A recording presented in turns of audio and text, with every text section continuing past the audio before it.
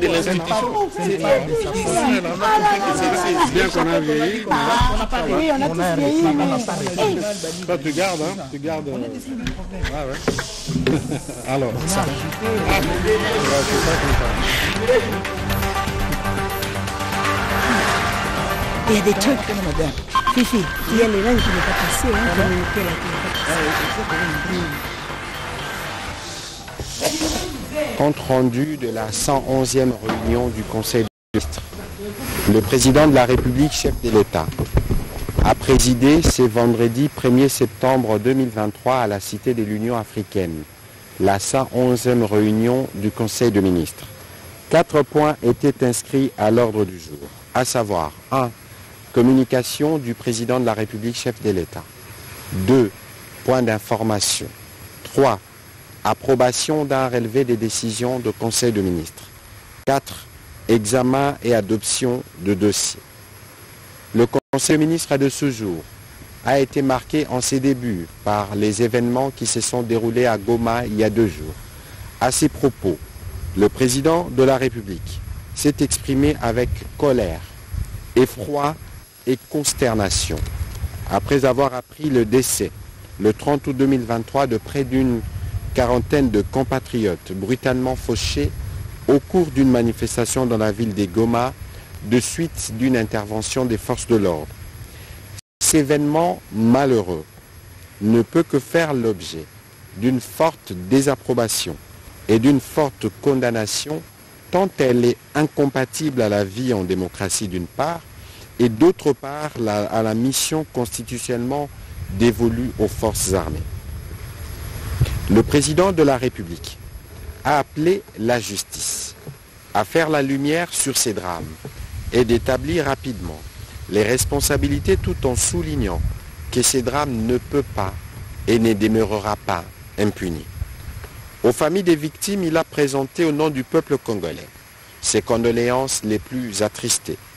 Le président de la République a aussi saisi cette occasion pour lancer de nouveau un appel aux forces de l'ordre dans les efforts devant être mis en œuvre dans le registre de la prévention et du dialogue avec la population qu'elle a la noble mission de protéger. Enfin, il a instruit le vice-premier ministre, ministre de l'Intérieur, Sécurité et Affaires coutumières, le vice-premier ministre, ministre de la Défense nationale et ancien combattant, ainsi que la ministre d'État, ministre de la Justice et garde des Sceaux, de lui faire rapport dans le plus bref délai sur les circonstances qui ont mené à cet effroyable drame et pour que très rapidement des sanctions sévères puissent être prises contre tous ceux qui ont été responsables de ces tristes événements. Le deuxième point de la communication du président de la République, après avoir abordé ces tristes chapitres des événements de Goma, a porté sur l'implication du gouvernement dans la consolidation des entreprises du portefeuille dans les secteurs aériens. Le président de la République est revenu sur la situation du transport aérien, qui est actuellement marquée, d'une part par une accentuation du déséquilibre entre la demande de trafic domestique de plus en plus croissante et une offre de plus en plus précaire, et d'autre part par l'inexploitation des lignes internationales, occasionnant un manque à gagner important du fait de la non-utilisation par notre pays du portefeuille des droits des trafics internationaux, lui pourtant garanti et consacré par plus de 52 accords aériens, et ce au profit des compagnies aériennes étrangères. Pour y faire face, le président de la République a rappelé que la réponse du gouvernement s'est articulée sur 2 axes. Le premier axe qui porte sur la relance des activités de Congo Airways par la mise en œuvre du plan d'urgence tel qu'adopté par le gouvernement et la finalisation du projet de création de Air Congo en partenariat avec Ethiopian Airlines, conformément au dossier irrélatif adopté au cours de la 49e réunion du Conseil des ministres. Au regard de l'urgence, le ministre d'État, ministre du Budget, ainsi que les ministres des Finances ont été instruits à s'activer pour la mise à disposition des fonds sollicités pour soutenir la mise en œuvre du plan de relance de la compagnie nationale Congo Airways. Par ailleurs, le président de la République a demandé au ministre d'État, ministre du Budget, ministre d'État, ministre du Portefeuille, ainsi qu'au ministre des Finances, chacun en ce qui le concerne, d'accorder les bénéfices de l'urgence à la réalisation du projet Air Congo. Le ministre des Transports et Voies de Communication devra quant à lui aussi actualiser les business plans élaborés en 2022 ainsi que les chronogrammes des activités pour le lancement des activités de la compagnie Air Congo. Le troisième point de la communication du président de la République a porté sur la nécessité d'une meilleure coordination des interventions des projets de programmes agricoles financés par les gouvernements et les bailleurs de fonds. Le président de la République a rappelé que plusieurs projets, programmes et initiatives qui ont été lancés dans les secteurs agricoles depuis plusieurs années dans notre pays sans trop de succès, malgré les ressources financières qui ont été mises à disposition. Nombreux de ces projets ou encore programmes n'ont pu connaître une pleine exécution. Cette situation qu'il a déplorée devrait nécessairement être revue en veillant à ce que ces projets soient bien mieux structurés, tel qu'il est attendu du projet présenté par le ministre de l'Agriculture au cours du Conseil des ministres du 12 mai 2023. En effet, au-delà des interventions des composantes 1 et 2, touchant les secteurs agricoles prévus dans le programme de développement local de 145 territoires, il a été présenté le dossier relatif à la relance des filières agricoles et le ramassage de produits vivriers disponibles dans les bassins de production de notre pays. Ces programmes concernent 12 cultures vivrières et agroalimentaires. Pour une meilleure cohérence, coordination et synergie, il importe que ces programmes prennent en compte les interventions d'autres projets, programmes et sites de production agro-industrielle existants. Ainsi, tenant compte des impératifs de temps et pour une meilleure optimisation de la coordination de toutes les interventions du secteur agricole, sans préjudice des activités en cours d'exécution et au regard de l'urgence, le ministre de l'Agriculture a été chargé, sous la supervision du Premier ministre, avec l'implication de tous les ministres concernés, de procéder à une évaluation de tous les projets et programmes agricoles existants. Le quatrième point de la communication du président de la République a porté sur la valorisation des actifs environnementaux de conservation de la nature. La République démocratique du Congo est l'un des 6 pays dits mégadivers, détenant le plus grande richesse en biodiversité de la planète. Les aires protégées couvrent actuellement 323 623 km², soit environ 14% du territoire national. L'objectif étant d'atteindre 17%, ce qui correspondrait environ à 40 millions d'hectares. Le président de la République a précisé que ces aires protégées préservent un patrimoine naturel unique et conformément à nos engagements souscrits à la COP 15 de la biodiversité à Montréal, notre pays devra consacrer d'ici 2023 jusqu'à 30% de l'espace national à la conservation de la biodiversité, y compris les zones à haute valeur comme les tourbières. Pour atteindre ces objectifs, il est urgent de mobiliser des financements conséquents à même de soutenir les efforts gouvernementaux de conservation de la nature au bénéfice des populations locales et de l'humanité. Le Premier ministre a été encouragé à procéder à la mise en place d'une task force multi-acteurs chargée de structurer un programme carbone et biodiversité de conservation et d'augmentation de nos aires protégées, intégrant également le tourbière. La dite task force devra réunir les experts de ministères sectoriels concernés ainsi que les établissements publics en charge des aires protégées, les secteurs privés et la société civile. Les populations autochtones devront aussi être mises en contribution. Les derniers points de la communication du président de la République a concerné les préparatifs des activités relatives à la mandature de notre pays à la présidence de l'Organisation pour l'harmonisation en Afrique du droit des affaires OHADA.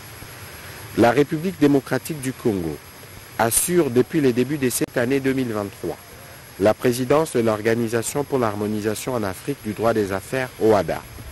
À ces propos, le président de la République a précisé que c'est un mandat de plus que notre pays a l'occasion d'exercer dans le cadre de la gouvernance des organisations d'intégration africaines.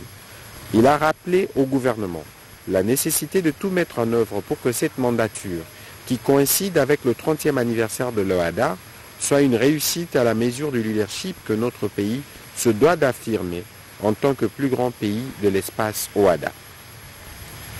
Ainsi, la ministre d'État, ministre de la Justice et garde-sceaux, et les ministres des Finances, qui sont tous deux membres du Conseil de ministres de l'OHADA, ont été instruits de veiller à ce que le plan d'action arrêté par les comités ad hoc d'appui à cette mandature, ainsi que les budgets irrélatifs, soient exécutés dans les meilleurs délais.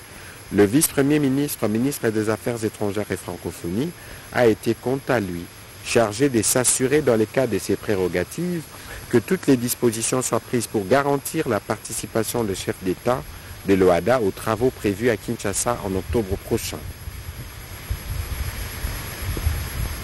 Dans la suite de la communication du président de la République, le Premier ministre est revenu sur les tristes événements qui ont prévalu à Goma le mercredi dernier. À ces propos, il a informé le Conseil des dispositions qui ont été prises par le gouvernement, notamment l'envoi immédiat d'une mission conduite par le vice-premier ministre, ministre de l'Intérieur, comprenant en son sein le vice-premier ministre, ministre de la Défense, le ministre des Droits humains, ainsi que le vice-ministre de la Justice, pour descendre à Goma et suivre de près tous les processus qui permettront l'éclatement de la vérité. Le deuxième point de sa communication a porté sur la rentrée scolaire attendue les lundis prochains dans toute l'étendue de la République démocratique du Congo. Il a noté le progrès réalisé grâce à la mise en œuvre de la gratuité de l'enseignement, mesure phare du président de la République. Il a exhorté les parents à envoyer les enfants à l'école pour que cette année 2023-2024 puisse être une année réussite et une année fructueuse pour tous les élèves de la République démocratique du Congo. Le Premier ministre chef du gouvernement a terminé son complément d'information en rappelant la nécessité pour le ministre concerné de veiller à des stocks stratégiques tant pour ce qui concerne les carburants et autres lubrifiants, mais aussi pour ce qui concerne le produit de première nécessité à l'approche des festivités de fin d'année et des débuts de l'année prochaine. Au deuxième chapitre du Conseil de ministres de ce jour, relatif au point d'information, le vice-premier ministre, ministre de l'Intérieur, décentralisation, ministre de l'Intérieur, sécurité et affaires coutumières, a présenté au Conseil les rapports sur l'état de l'administration du territoire national. Il est lui aussi revenu sur les tristes événements du mercredi 30 août 2023 dans la ville de Goma à la suite de la manifestation non autorisée contre les forces de la MONUSCO et celle de l'EAC. Cette violence a occasionné plusieurs décès, des dizaines de blessés et une centaine d'interpellations sans compter d'importants dégâts matériels. Il a informé le Conseil de premières dispositions qui ont été prises au niveau local pour essayer de contenir cette situation. Une enquête a été ouverte auprès de l'auditorat militaire de garnison de Goma pour que les responsabilités soient dégagées et que les coupables répondent de leurs actes devant la justice. Les services de sécurité ont pour leur part été formellement instruits, tous, à collaborer avec la justice militaire dans la collecte des éléments des preuves. Le vice-premier ministre a aussi fait le tour du pays en informant le membre du Conseil des quelques cas de catastrophes survenues dans le pays.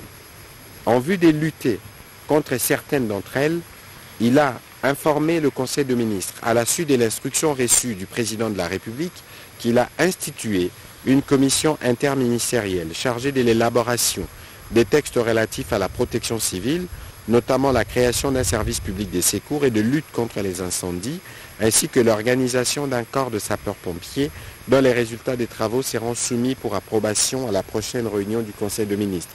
Il a terminé son rapport par la présentation de la situation dans les différentes frontières. À son tour, le vice-premier ministre, ministre de la Défense nationale, a pour sa part abordé les aspects opérationnels de la situation sécuritaire.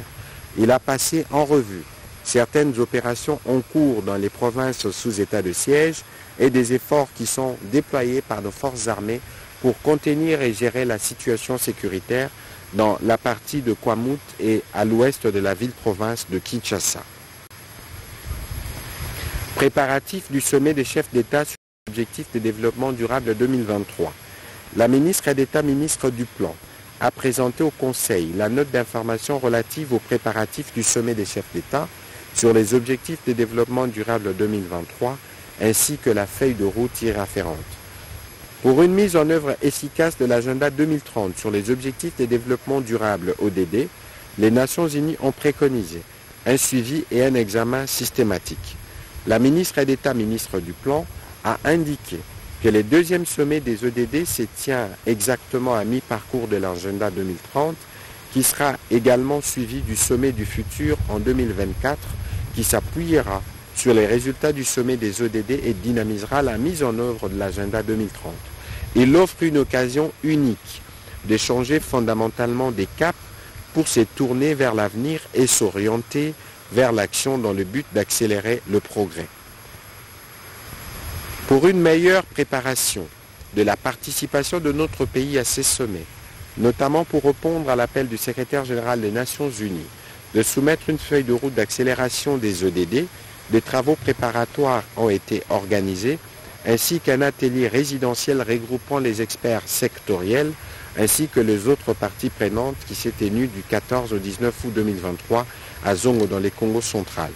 Ces travaux ont permis de produire un premier draft de feuille de route d'accélération des ODD en République démocratique du Congo. La ministre d'État, ministre du Plan, a aussi précisé que cette feuille de route s'articule autour de 2 points majeurs, à savoir les principaux enseignements et constatations des évaluations et examens des ODD, ainsi que la proposition de réformes et actions accélératrices. À l'issue du sommet, pour implémenter et impulser la mise en œuvre de la feuille de route, le deuxième forum national sur les ODD, devant se tenir à Kinshasa du 25 au 27 octobre 2023, s'épanchera sur les mécanismes de mise en œuvre de la feuille de route, de son financement et des mobilisations de ressources, ainsi que sur les mécanismes de suivi et évaluation. Le Conseil a pris acte de sa note d'information. Rationalisation des actes générateurs du pouvoir central. Le ministre des Finances a présenté au Conseil le rapport sur la rationalisation des actes générateurs du pouvoir central.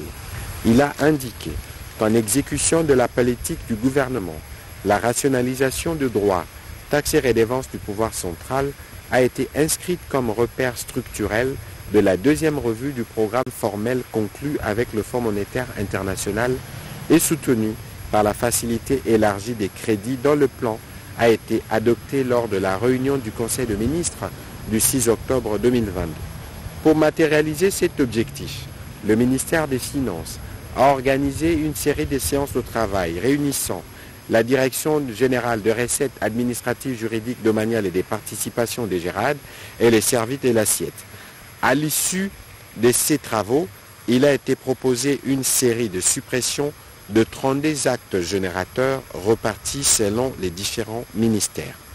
Le ministre des Finances a sollicité l'approbation du Conseil qui permettrait de passer à l'étape suivante, celle de la modification de l'ordonnance loi numéro 18/003 du 13 mars 2018 fixant la nomenclature de droits, taxes et redevances du pouvoir central telle que modifiée et complétée à ce jour. Le Conseil a pris acte de ce rapport. Toujours sur ces chapitres de points d'information, la ministre du Travail et Prévoyance sociale a présenté au Conseil le rapport sur les déroulements des élections syndicales dans les différents établissements et entreprises.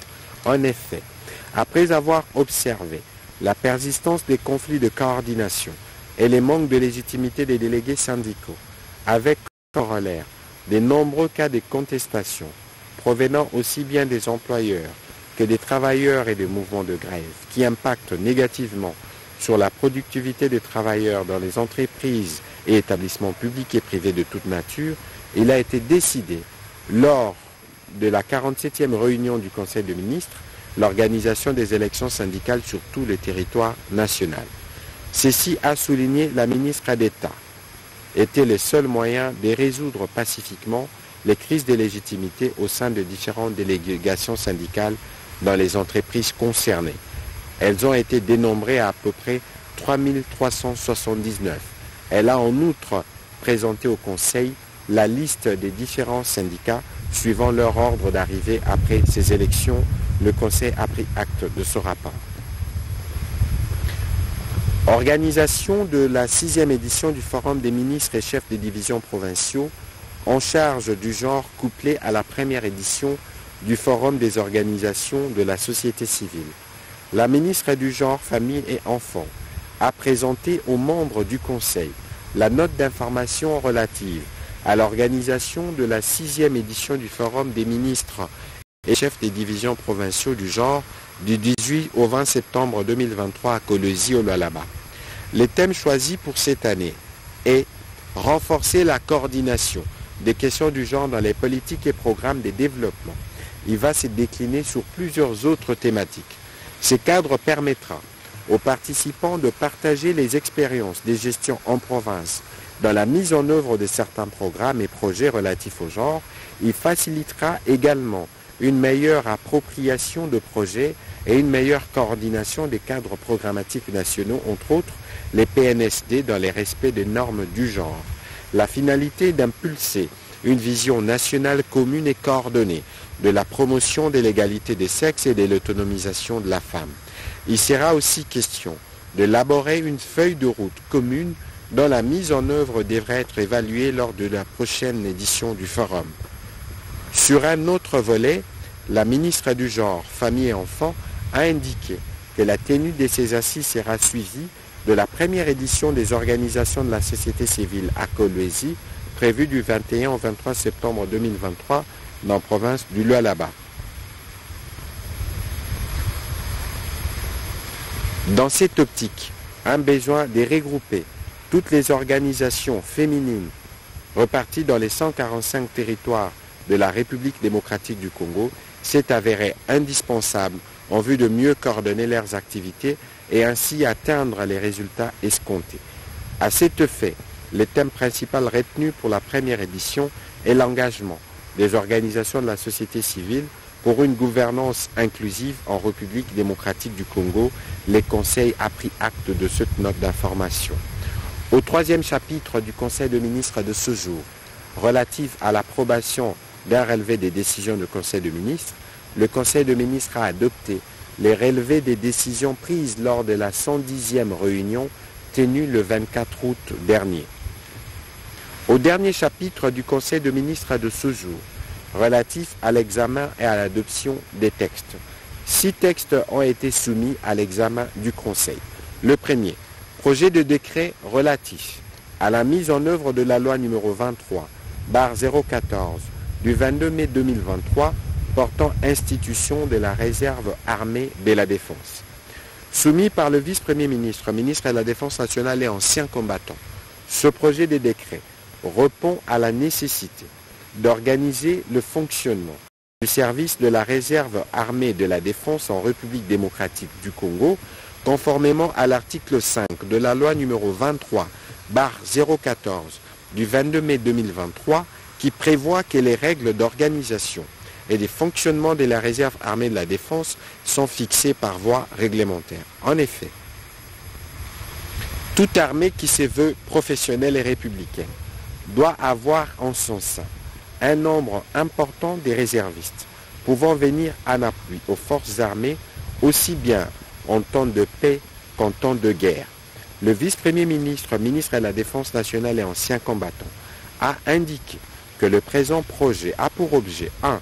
D'apporter un renfort temporaire aux forces armées de la République démocratique du Congo pour la protection du territoire national. 2. De participer à un service quotidien des unités de forces armées de la République démocratique du Congo pendant l'engagement. 3. De donner une expertise dans le domaine des armées. 4. De soutenir et ou d'appuyer les forces armées de la République démocratique du Congo dans les circonstances particulières définies par le gouvernement.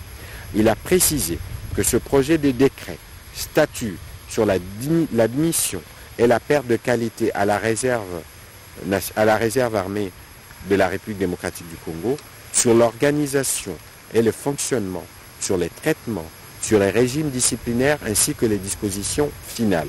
Il est d'une importance capitale pour le renforcement et la montée en puissance des forces armées de la République démocratique du Congo et surtout la diversification de ressources humaines pouvant défendre l'intégrité du territoire national. Ces textes organisent aussi les fonctionnements de la réserve armée de la défense comme un service national d'appui aux forces armées de la République démocratique du Congo, rationalise la gestion des ressources humaines, instaure la formation et l'entraînement des réservistes, définit les attributions, organise les traitements de membres admis à la réserve armée de la défense et instaure aussi un régime disciplinaire. Après débat et délibération, ce projet de décret a été adopté. 2 textes du ministère de la Justice et garde de Sceaux. La ministre d'État, ministre de la Justice et garde de Sceaux, a soumis au Conseil 2 projets de textes pour examen et adoption. Premièrement, le projet d'ordonnance loi modifiant et complétant la loi numéro 6/18 du 20 juillet 2006, modifiant et complétant les décrets du 30 janvier 1940 portant code pénal congolais. S'agissant de ce projet, elle a fait savoir que la législation congolaise en la matière est dans son état actuel, en déphasage avec les engagements internationaux auxquels notre pays a souscrit, découlant notamment du protocole de Maputo, de la déclaration de Kampala et de la déclaration de Kinshasa relative à ces violences. Au niveau régional, les États ont réaffirmé la commune volonté de lutter contre les violences basées sur le genre par l'adoption du protocole facultatif à la Charte africaine des droits de l'homme et des peuples relatif aux droits de la femme adopté à Maputo le 11 juillet 2003. Cela oblige notre pays à se mettre au pas et à actualiser son cadre légal en la matière. Ainsi, ce projet comporte 3 grandes innovations. On sait qu'outre le fait qu'il insère 16 nouvelles infractions, il met en place un dispositif de prévention des violences basées sur le genre, constitué du mécanisme communautaire de justice réparatrice, d'un comité genre au sein des ministères ayant l'éducation nationale dans leurs attributions et d'un protocole genre dans les milieux professionnels. Ces mêmes projets d'ordonnance loi prévoient également les modalités de prise en charge de victimes de violences basées sur le genre à travers l'assistance gratuite par un avocat, un psychologue, un professionnel soignant, une personne de confiance ainsi que l'obligation de dénoncer et de porter secours à la victime. Pour ce qui est de la répression, elle a évoqué à titre illustratif les nouvelles incriminations ci-après, la pratique de coutumes rétrogrades telles que les lésiras et les sororas, la perception de la dot illicite, les viols conjugales, les voyeurismes, le violence domestique, etc. Deuxièmement, elle a présenté le projet d'ordonnance loi modifiant et complétant la loi numéro 6/019 du 20 juillet 2006, modifiant et complétant les décrets du 6 août 1959 portant code de procédure pénale congolais. La ministre d'État, ministre de la Justice et garde de Sceaux a expliqué que le code pénal congolais ayant été modifié et complété dans ses dispositions relatives aux violences basées sur le genre, pour être en harmonie avec les engagements internationaux de la République démocratique du Congo, découlant de la ratification des instruments susmentionnés, il apparaît nécessaire d'adopter aussi le code de procédure pénale aux exigences nouvelles qu'il a introduites. Ainsi, par ces derniers projets d'ordonnance loi, il est ajouté au code de procédure pénale des nouvelles dispositions qui se rapportent respectivement à la gratuité des frais de procédure, à l'assistance gratuite par un conseil et au mécanisme des juristes de justice transitionnelle. Après débat et délibération, le Conseil a adopté ces 2 projets de loi. Projet d'ordonnance loi modifiant et complétant la loi fixant les régimes des zones économiques spéciales. Le ministre de l'Industrie a fait l'économie du projet d'ordonnance loi modifiant et complétant la loi numéro 14/022 du 7 juillet 2014 fixant les régimes des zones économiques spéciales en République démocratique du Congo. Il a motivé cette modification par la nécessité, après autant d'années d'application de ces textes, de corriger certaines ambiguïtés et lacunes constatées qui rendent difficile son interprétation, l'adapter à l'environnement socio-économique et juridique du pays, la moderniser en tenant compte des bonnes pratiques internationales en matière de zones économiques spéciales et la rendre aussi compétitive par rapport au régime des zones économiques spéciales dans certains pays de la région. S'inspirant du droit comparé, ces modifications visent à intégrer dans une loi les avantages et les facilités accordées aux investisseurs pour plus de sécurité et de garanties comme dans d'autres pays qui ont expérimenté les zones économiques spéciales. Ainsi donc, les dites modifications rendent le cadre juridique et institutionnel des zones économiques spéciales plus attractif afin de contribuer à la mise en œuvre harmonieuse du plan directeur d'industrialisation dans lequel le développement des zones économiques spéciales à travers le pays national constitue un des piliers majeurs. Après débat et délibération, le Conseil a adopté ce projet. Projet des décrets portant modification du décret portant mesures d'allègement fiscaux et douaniers applicables à la production, à l'importation et l'exportation de l'énergie électrique. Le ministre des Ressources hydrauliques et électricité a soumis au Conseil un projet de décret portant modification du décret numéro 18/054 du 27 décembre 2018 portant allègements fiscaux et douaniers applicables à la production, à l'importation et à l'exportation de l'énergie électrique.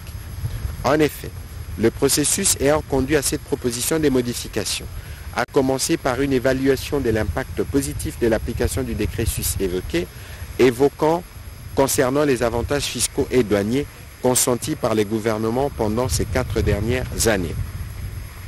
Le ministre des Ressources hydrauliques et électricité a précisé que ce projet de décret tient compte de la mise en œuvre du plan directeur du secteur de l'électricité et de l'implantation des zones économiques spéciales ayant des effets d'entraînement dans la prolifération de plusieurs projets d'investissement privés et des partenariats publics-privés.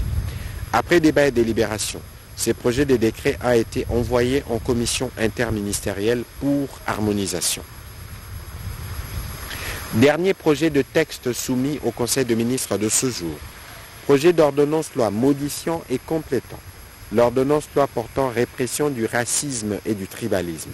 Le ministre de la Jeunesse, initiation à la nouvelle citoyenneté et cohésion nationale, a soumis au Conseil un projet d'ordonnance-loi modifiant et complétant l'ordonnance-loi numéro 66-342 du 7 juin 1966 portant répression du racisme et du tribalisme. Face à la recrudescence des antivaleurs telles que le tribalisme, le racisme, la xénophobie, il a indiqué que le présent texte vient à créer l'équilibre et à contribuer au bon fonctionnement de la société congolaise.